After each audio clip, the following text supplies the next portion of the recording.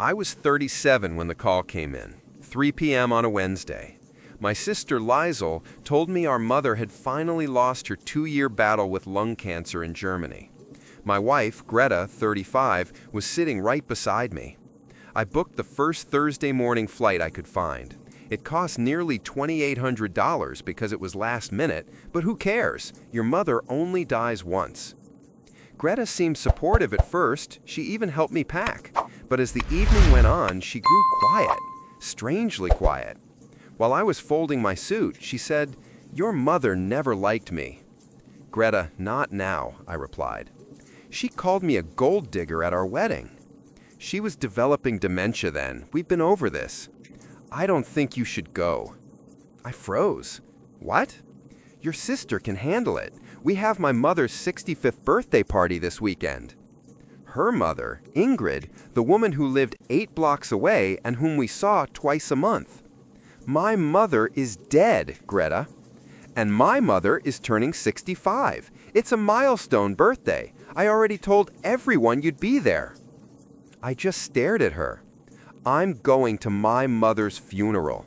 She stormed off. I finished packing, placed my passport on the kitchen counter beside my boarding pass, and went to bed at 11 p.m. My flight was at 7 a.m., so I woke at 4 a.m. to get ready. I walked into the kitchen to grab my passport. It was in pieces. Not torn, shredded, completely destroyed in our home paper shredder. The remains were still in the bin, mixed with junk mail. Greta was calmly making coffee. "Where's my passport?" I asked. She took a sip. "Oops." "Oops?" "I was shredding documents last night. Must have grabbed it by accident. So clumsy of me." The little smirk on her face. She wasn't even pretending. I checked the time, 4:23 a.m. "Accidents happen," I said calmly. She blinked, surprised that I wasn't screaming. "So, you'll stay for Mom's party?" "Sure." I went to the bedroom and texted Liesl that I couldn't make the funeral. Passport issue. She called me immediately, crying. Hearing her sob that she had to bury our mother alone broke something inside me. But I stayed calm. Greta had forgotten something important, the Nest camera in the kitchen. We installed it last year after a break-in. She never uses the app, probably forgot it even exists. I pulled up the footage from around 1 a.m. There she was, taking my passport off the counter, looking directly at it, opening it to confirm it was mine, walking to the shredder, feeding it in slowly, page by page. The whole process took 3 minutes. Then she even checked the pieces before putting them back. I saved the video to 3 different clouds. Thursday was my mother's funeral. While my sister buried her alone, I stayed home. Greta acted like nothing was wrong. She even asked me to help prep for her mother's party. "Since you're here," she said. I wrapped Ingrid's present, I hung streamers, I played along while my heart was breaking. Friday morning, I called the passport agency to request an emergency replacement. When I explained what happened, the woman on the phone went quiet. "Sir, deliberately destroying someone's passport is a federal crime. I have video proof. You need to file a police report immediately." So I did. I went to the station while Greta was at work. When I showed the officers the video, their bored expressions turned into shock. "She prevented you from attending your mother's funeral?" "Yes." "And you have her on camera destroying federal property?" "Yes." "We'll need to contact federal authorities. This falls under FBI jurisdiction." By Friday afternoon, 2 FBI agents showed up at my house. After watching the footage, one of them shook his head. In my 15 years, I've never seen someone film themselves committing a federal crime so clearly. Saturday was Ingrid's birthday party. I played the perfect son-in-law. I smiled for photos. I even made a toast about how family is everything. Greta held my arm proudly, convinced she had won. Ingrid pulled me aside. "I'm so glad you prioritized family, unlike when you abandoned Greta for 3 weeks to help your sick mother last year." Ah, so that's where Greta got it. On Monday, the FBI called. They were moving forward with formal charges: willful destruction of federal property, obstruction of international travel, and several other offenses. "When will you arrest her?" I asked. "We usually do these at the suspect's workplace," the agent replied. "Less chance of a domestic incident." Tuesday at 11 a.m., I parked across the street from Greta's office. I watched a black FBI sedan pull up. Two agents stepped out, straightened their jackets, and walked inside. 20 minutes later, my phone exploded with messages. First, Astrid, Greta's best friend, "What did you do?" Then her sister Petra, "You called the FBI over an accident? You ungrateful piece of..." And finally, Greta, using her one allowed phone call from custody. "You mother F psycho! It was just paper! Get me out now!" "It's federal custody, Greta. Lawyer up." She started screaming about how I was destroying her life over nothing, how her mom's birthday was this weekend, how I was ruining everything. I hung up. Update 1. Entitlement unleashed. The next day, Ingrid showed up at my door with Greta's brothers, Hans and Eric, both tall, broad-shouldered, and radiating "we can intimidate you" energy. Hans shoved the door open. "You will fix this," he barked. "Get out," I said calmly. "Not until you call the FBI and tell them it was a misunderstanding." Eric started moving toward me. I already had my phone recording. "I'm calling 911. You have 10 seconds to leave." Ingrid grabbed my phone. "No police! We are family!" "You raised a woman who destroyed my passport to keep me from my mother's funeral?" I said. "We're not family." She threw my phone at the wall. It shattered. She smirked. "Now you have no proof." I smiled right back. "Lady, I have security cameras everywhere. You just committed assault and property destruction on film." Their expressions changed instantly. They scrambled out of the house. I called 911 anyway. Assault charges filed. Greta's bail hearing. Wednesday was Greta's federal bail hearing. She appeared on video in a beige jumpsuit, wrists chained. The prosecutor played the kitchen footage. The judge's jaw tightened. "Mrs. Zimmerman, you deliberately destroyed federal property to prevent your husband from attending his mother's funeral?" Greta's lawyer stood. "Your Honor, this is a marital conflict blown out of proportion." The judge raised an eyebrow. "I can see her checking the passport before shredding it. This was premeditated." Bail denied. Greta's lawyer then requested she be released temporarily so she could attend her mother's 65th birthday celebration that weekend. The judge laughed. She prevented him from attending his mother's funeral. Request denied. Greta erupted. "This is insane! It was just paper! His mother was already dead! My mom's birthday actually matters!" The judge added a contempt charge. Her job falls apart. Greta worked as an HR manager. Ironically, her contract had a morality clause. Being arrested by the FBI at work triggered immediate termination. Ingrid called me screaming. "You ruined my daughter's life!" "Your daughter ruined her own life when she committed a federal crime." "It was paper!" "It was my passport, the night before my mother's funeral." "Your mother was already dead! My birthday is for the living!" I hung up. Later, Petra started a GoFundMe titled, "Help Greta Fight Unjust Persecution by Abusive Husband." It raised $47. One comment read, "Wait, she destroyed his passport on purpose? That's messed up." Update 2. It gets worse. Greta remained in federal detention. Her lawyer filed a motion for emergency release claiming mental health concerns.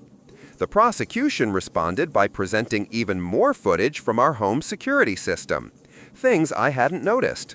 Greta taking photos of my credit cards. Greta going through my work laptop.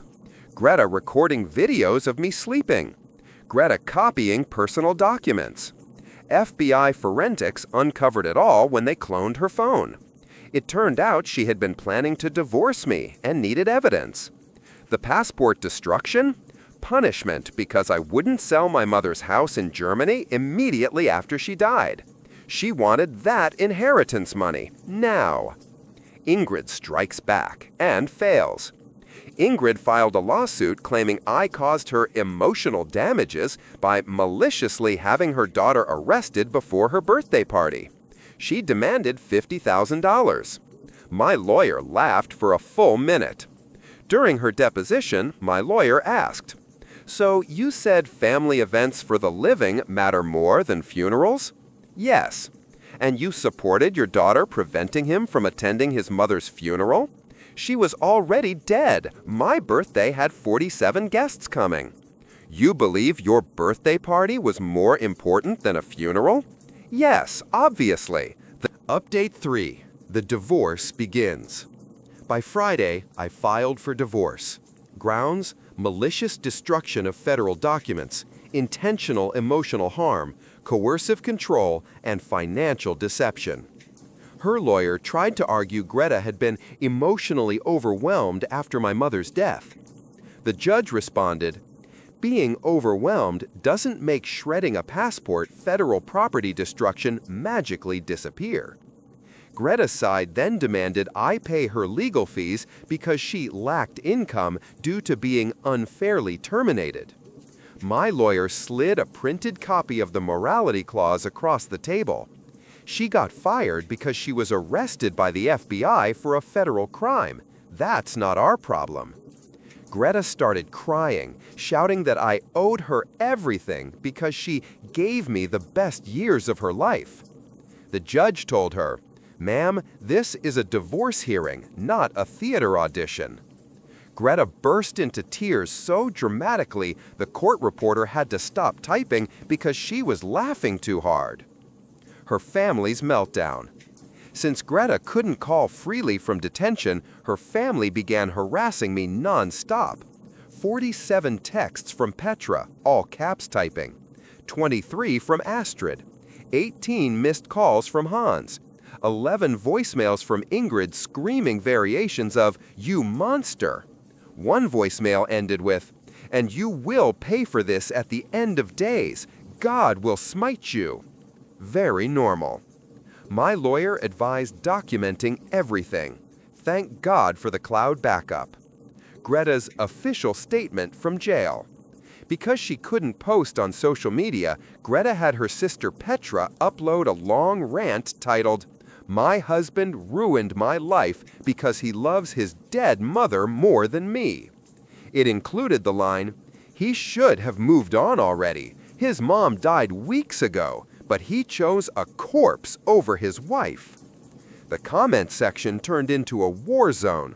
Someone replied, "Girl, he wasn't choosing a corpse. He wanted to attend the funeral?" Another wrote, "You sound like the villain in a movie." Petra tried to defend her. "He abandoned Greta on her birthday." Someone else, "His mom's funeral was that day. What was he supposed to do? Bring cake to the cemetery?" Eventually, Petra turned off comments. Developments in the criminal case. The prosecutor sent us new evidence.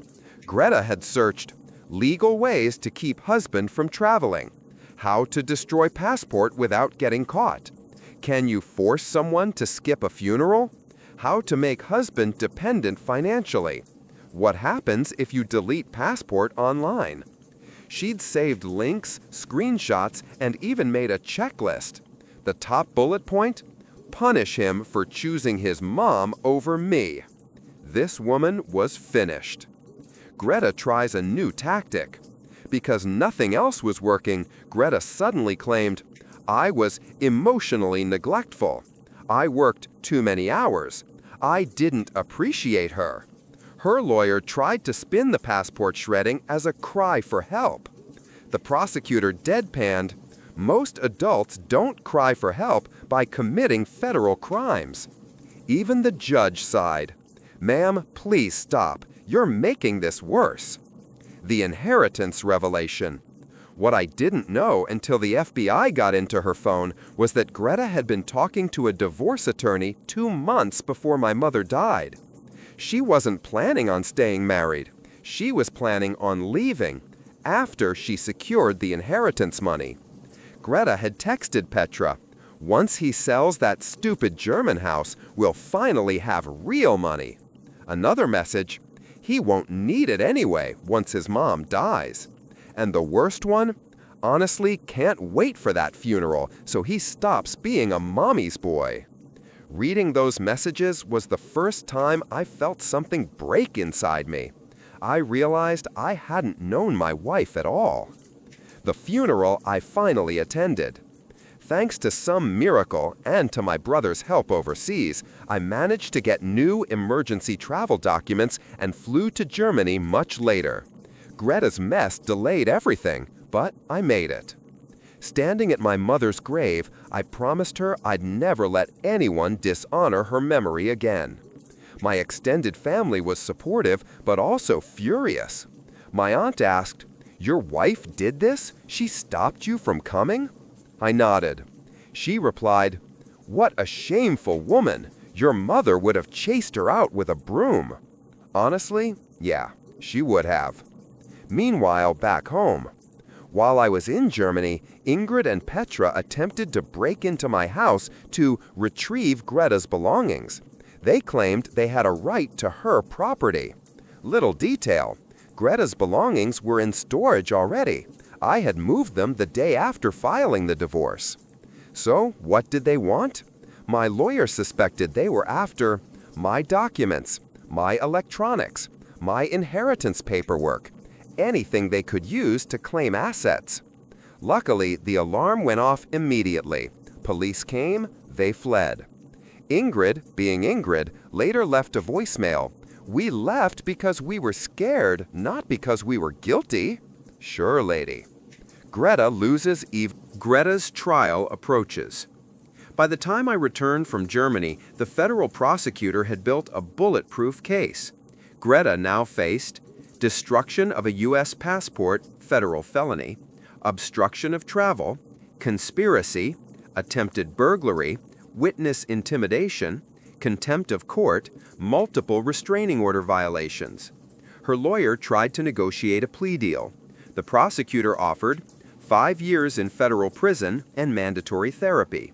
Greta refused, screaming, "I'm not going to jail over paper and a funeral for someone who's not even alive." The prosecutor just nodded.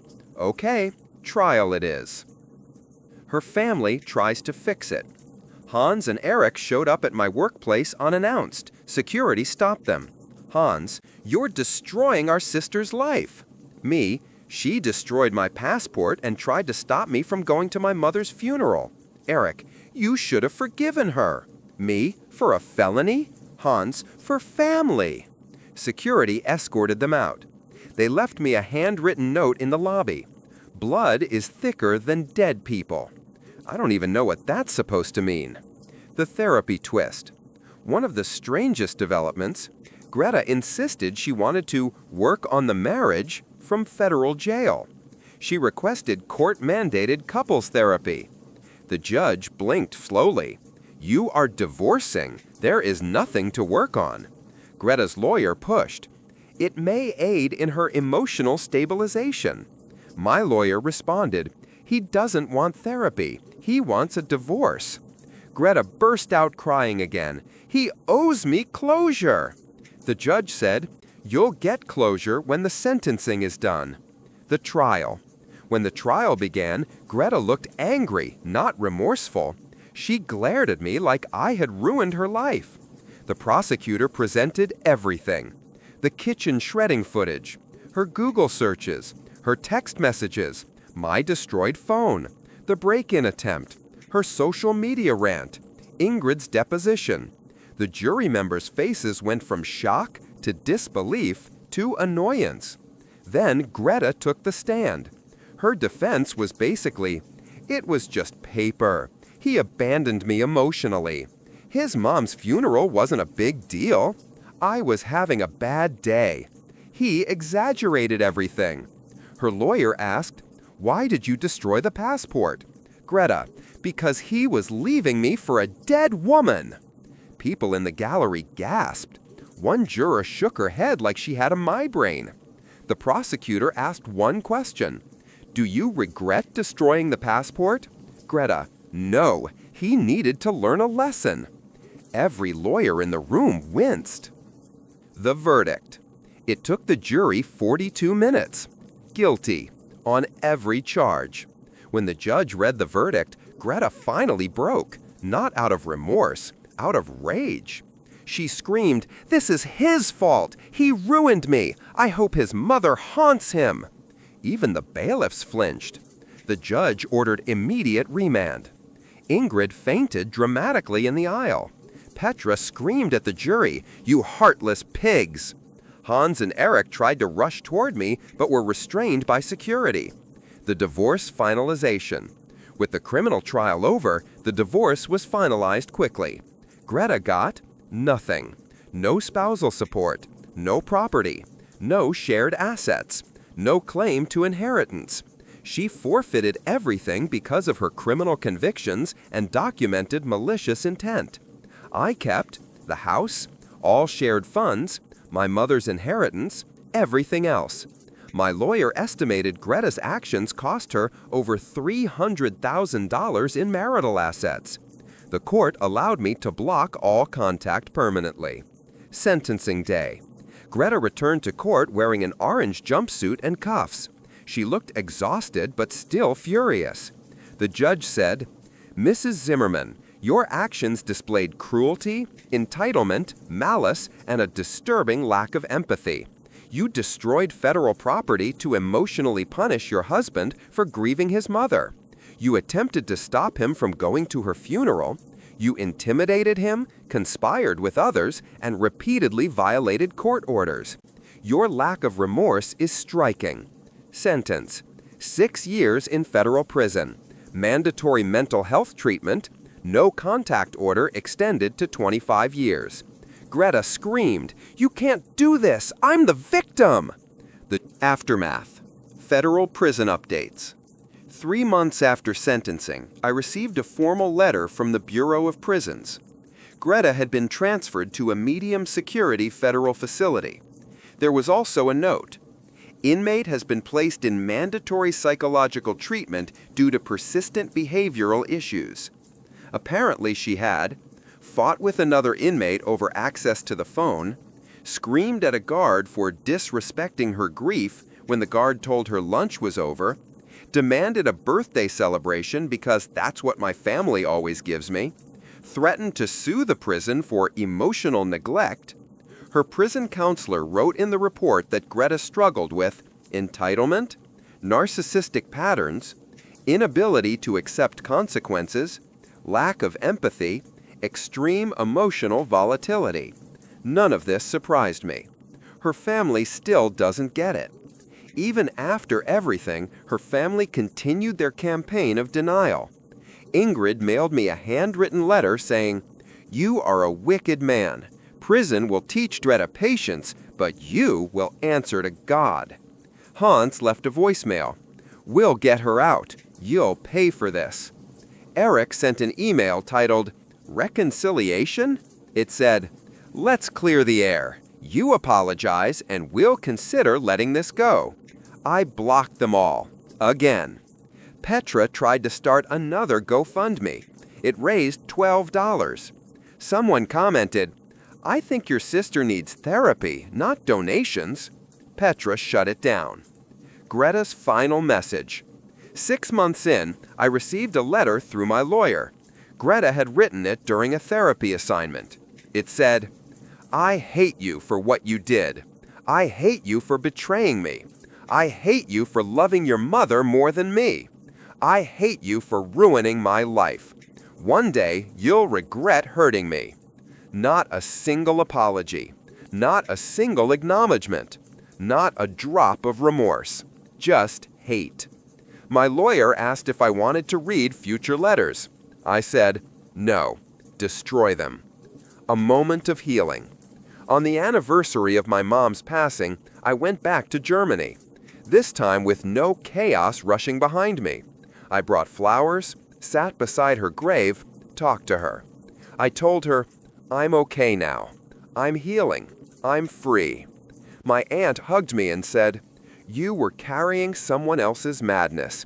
Now you can breathe again. Rebuilding my life. With time, therapy, and distance, I began to feel like myself again. I renovated the house, reorganized my mother's inheritance, adopted a dog, started hiking again, reconnected with old friends. I even began dating, carefully, slowly. One woman asked, what's the worst thing an ex ever did to you? I laughed for a full minute before answering. You wouldn't believe me if I told you. Closing the chapter. A year after everything ended, I received a final notice from the court.